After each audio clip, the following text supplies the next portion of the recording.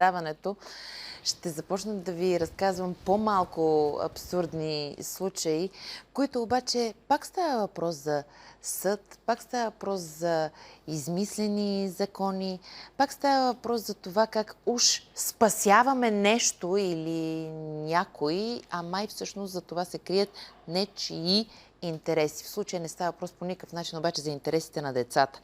Как се прави дете, хубавата дума зорлем, не мога да се сета за друга, сирак. Сега ще ни разкажат Николай Николов и Николай Стаменов, които са от Съюза на бащите в България. Пак казвам, едни бащи, които няма да се откажат да бъдат бащи. Ако казахме, че се прави така, че зорлем детето да става сирак, някой иска зорлем да ви накара да се откажете от това да бъдете бащи. Здравейте. Здравейте. Вие ме поправихте преди така извън ефир, че въобще не сме в страната на абсурдите. Това е нещо нормално и вие, подобно на предишните ми гости, също не бихте се отказали за нищо на света. Ами, това си е масова практика от много време. Въпросът е, че в България, колкото и да се плюе съдебната система, колкото и да се плюят институциите, закони има. Съда работи добре. Министерство на правосъдието уникално добри хора работят. И професионалисти. Добре ли си да не си дигнал температура нещо? Не, Какво те не накара съм. да мислиш по този начин? Законите са перфектни. Проблема е начина, по който вече се изпълняват тези закони. Един от факторите в ролята да може един родител да осъществи връзка с детето си, това е Агенция социално подпомагане, отдел закрила на детето по местоживеене. Съда издава разпореждане за установяване на контакти на родител-дете, при което органа, който трябва да следи за тези контакти е точно Агенцията за социално подпомагане. Точно така. При нежелание на единия родител да предостави контакт на детето с другия родител, тя е органа и тя трябва да се намеси, за да се осъществи контакта. Много служители на тази агенция си позволяват да спекулират. Ние нямаме съдебно разпореждане за това. Ние нямаме съдебно разпореждане за това. В самия закон за закрила на детето много ясно и точно са описани начините и действията на Агенция социално подпомагане.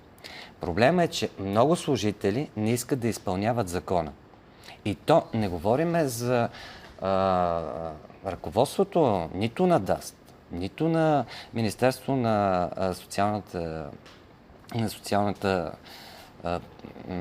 Социалното министерство.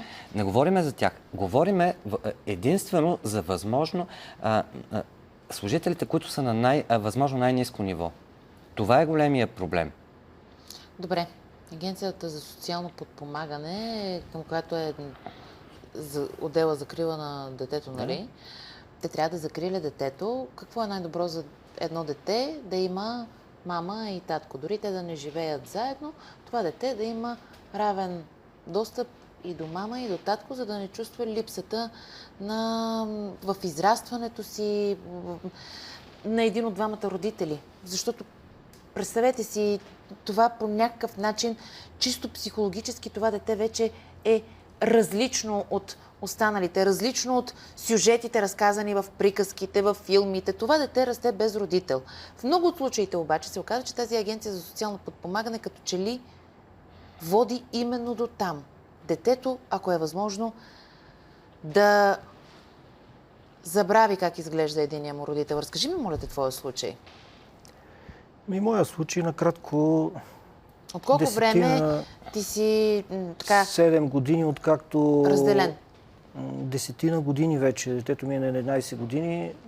Майката го отдели на година и нещо. И от тогава започнаха съдебни борби за решение, нали, да мога да си виждам нормално детето. Беше ме ограничила и ме ограничи въпреки всякакви видове нормални, от детската градина.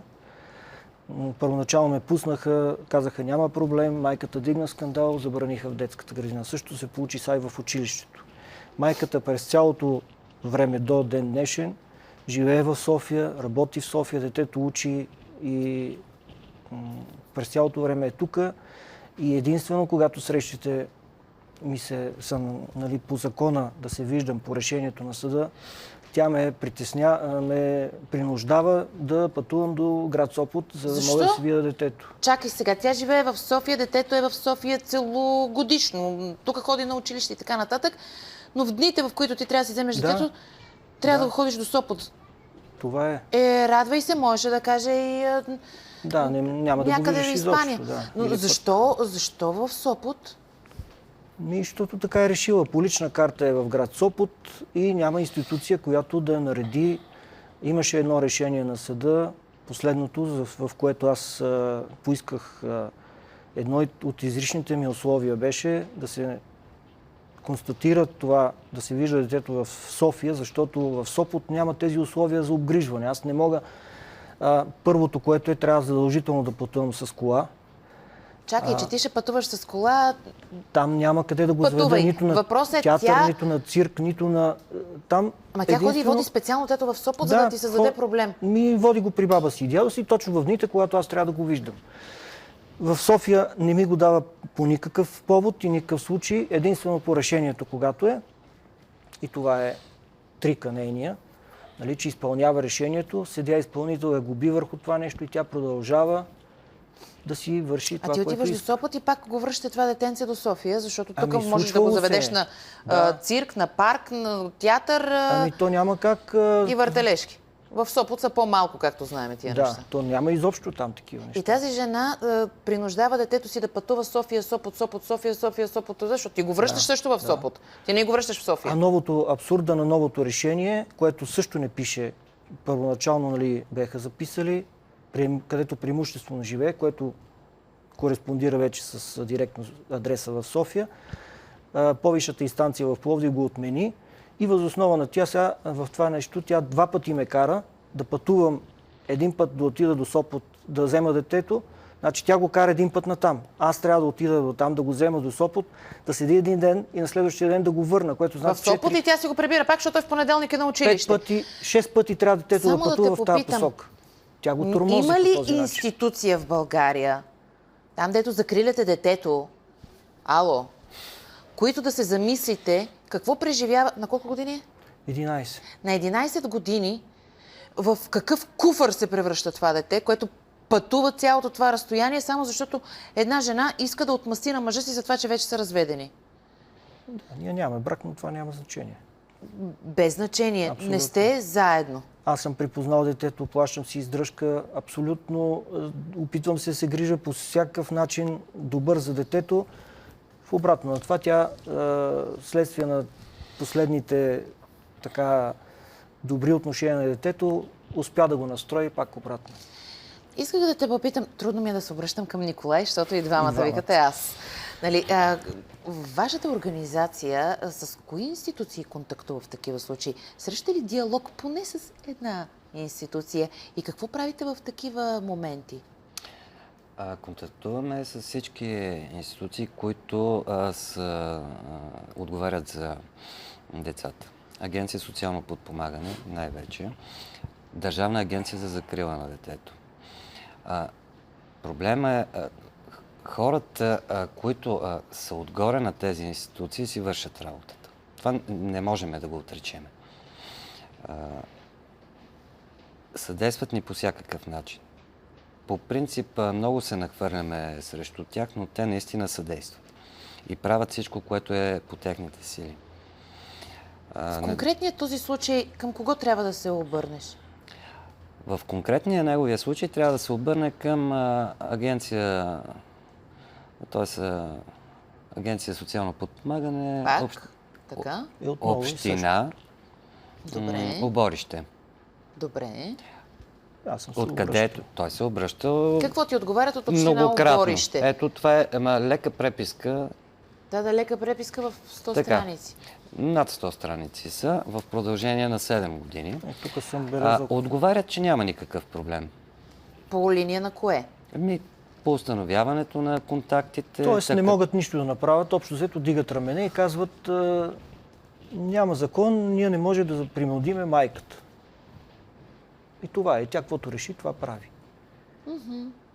Това не се решава от председателя на Агенцията за закрила на детето. Това се решава от един единствен социален работник. Този социален работник, всичко е в неговите ръце. Правата са му много малки и съответно той не може или когато, защото се е случило в моя случай, моята бивша, майката на детето ми, съдия изпълнител я глоби за това, че прави тези неща, че води детето и злоупотребява с правомощия. И тя скочи срещу нея. Съдийката с разтреперен глас беше готова. Вика, аз съм пред пенсия, ще ме уволнат за нищо, а тя си е в правата. Но просто такива са законите, нямат сигурност нито законодателите, изпълнителите, нито... Аз искам да го прекъсна. Тук не е прав. Всичко зависи... Да, ти сега ще прекъснеш всички, за да не обясняваш пак колко са добри закони. Много са добри. Перфектни са. Не се изпълняват. Не се изпълняват. Или ги страх да ги изпълняват. Законите са перфектни. По закон, когато се подаде сигнал, се отваря случай за едно дете. Това си е по закон. Точка по точка. Добре. Изпълнява се. Оттам нататък може да се направи план за действие и да се издаде предписание. След това предписание може да се издаде задължително предписание. Това план за действие, в този план за действие са описани абсолютно всички точки. Като в едни от точки. Всичко го има по закон. При липса на съдействие, предписание на родителите, наказанието е постановление и глоба. Това официално се дава от Агенция за закрила на детето по местоживеене. Тоест, те имат... Но не се прави, казваш. Не се прави. Има много отдели в България, които работят добре. Много добре.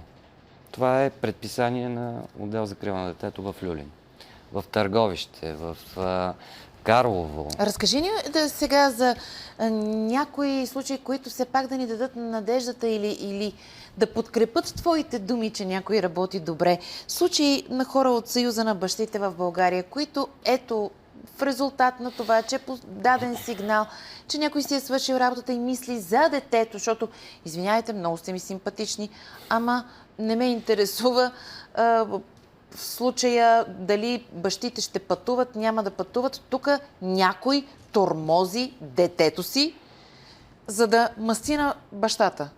Точно така е. Дай пример с добър случай, в който някой се е замислил за това дете.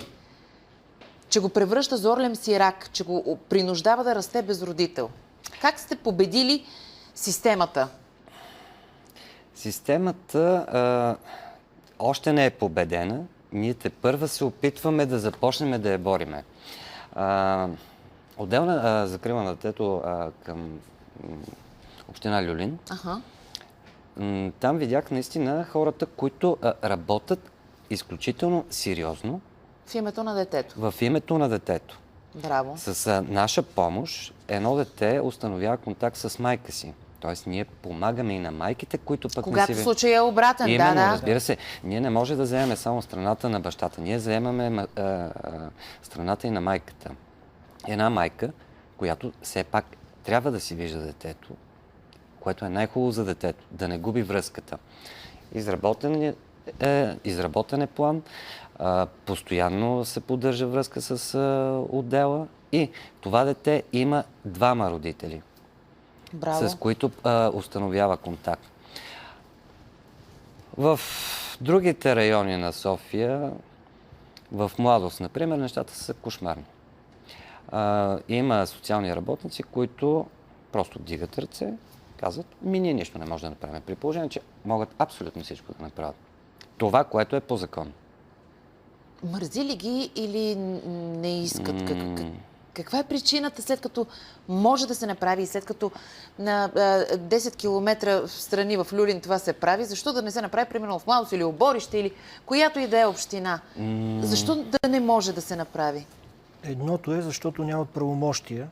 Значи случая, както тук и други случаи чух от другите бащи, срещите на децата са предимно събота и неделя по закон. Да. Така. Обаче тогава те не работят. В моя случай, а и в много други, първото нещо, което е майката, за да ограничи бащата, е да заяви, че той е някакъв, както и при мен се опита да заяви, че аз ще направя нещо на детето си, че съм... Насилник, педофил, престъпник, алкохолик. В тази насока. Така, психопат, така. Добре. И по тази причина аз оттам започнах. 2007 година ми беше първата молба към закрила на детето и те 9 месеца не направиха нищо.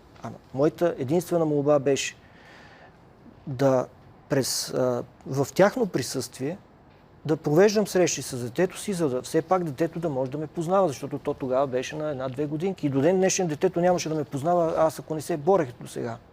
Успя ли за тия всичките години, между другото, прекъсвам те само, защото така това, което каза, наистина ме накара да те попитам. Имаш ли нормална връзка с детето? До преди 1 година имах нормална връзка. Това започнах 1 година горе-долу, детето започна се отпуска, беше много добре в контактите с мене, за което даже имаше и голяма... в полза ми беше приятелката, с която живея в момента, с която съм. Благодарение на това обаче майката озлоби детето и срещу нея, и срещу мен и се прекъснаха връзките. Просто видя, че губи от цялата работа и настрои детето срещу мене. Аз няколко пъти хода до Сопот, детето не иска да ме вижда. Дърпа се, реве, не искам. Искам ти кажа, че една жена би могла да извърши такава манипулация. Сигурно и баща. Глупости аз говоря, защото достатъчно е, познавайки и двете си дъщери, независимо, че едната е на 17, другата на 4. Ако аз, прегръщайки едно дете, което обича и мама и тате, обясна как, ама тате вече не обича мама, защото вече обича друга жена, знаеш колко лесно това дете спира да обича баща си? Но това някой осъзнава ли го в тия институции? Кажи ми, понеже имаме малко време, по-малко от 3 минути, какво от тук нататък правите? Знам, че ти дойде с добрата новина. Вече сме членове на европейска организация, такава, която защитава правата на бащите. Какво смятате да правите, за да имаме някакъв... От тук нататък разработваме методика за действие на Агенция социално подпомагане, т.е. начина и стъпките, които един родител, когато няма достъп до детето си, когато агенцията не иска да изпълни задълженията си, по какъв начин да се накара. Вие да ги научите как може? Да, има. Има начини, по които да се накарат. Стъпка по стъпка. И съдебно, и извънсъдебно. Не е чак толкова трудно. Могат да работят. Можем да ги накараме да работят и те ще започнат да работят. Рано или късно. Разбираш, това е когато кажеш на някой направи еди си какво, защото можеш да го направиш. Той вика, не може, нямам може. законово. Може. И ти му показваш, можеш. Ето, точка 1, направи това. Точка 2, да им взимате и заплатите тогава. Да, точно това мислиме да направим, защото на мен ми се е случвало в Агенция социално подпомагане. Може да каже, ние нямаме правомощията. На нас съда трябва да ни каже. При положение, че в закона... И ти вадиш документи, за да покажеш, че те имат правомощия. Така, трябва да се мине през съда, иначе едно съдебно дело става нещата наистина да се минава през съдебно дело, натоварва се съдебната институция и така нататък. Нещата са много сложни. Другия проблем, който е, когато излезнат издаването на документи с невярно съдържание. Те са подсъдни по член 311 от Наказателния кодекс. Длъжностно лице, което издава документи с невярно съдържание, а това се прави масово и постоянно. Защото съда изисква документ, т.е. социален доклад за назначено дело, за определяне на родителски права или по някакво друго искане на единия родител. Агенция социално подпомагане изготвя доклад и го дава. Съдията, като се поставя на мястото на съдията, един съдия има, да кажем, около 10 дела на ден, които всяко едно е от този порядък. Той няма време да изчете всичко. Както и да си говорим. Единственото, което сядат, документите, които виждам. При положение, че е издаден документ с невярно съдържание, а това се прави постоянно и ежедневно, дори в този момент, докато говорим, също се прави. Съдията вижда и отсъжда на базата на този доклад. Има варианти. Закон за закрила на детето, административно-процесуален кодекс, има как да се въздейства. Ето така ни завършва само този разговор с обещанието от наша страна, че винаги тук може да откриете трибуна, място, от което да се борим за правата и на майките, и на бащите, но най-вече правата на децата. Да не ги превръщаме ние, Зорлен, в сираци. Веднага след новините пък ще говорим за щастието да бъдеш в хармония с детето си. Стискам ви палци, бъдете силни. Благодаря. Борете се за това да бъдете бащи. Бориме се. Новини.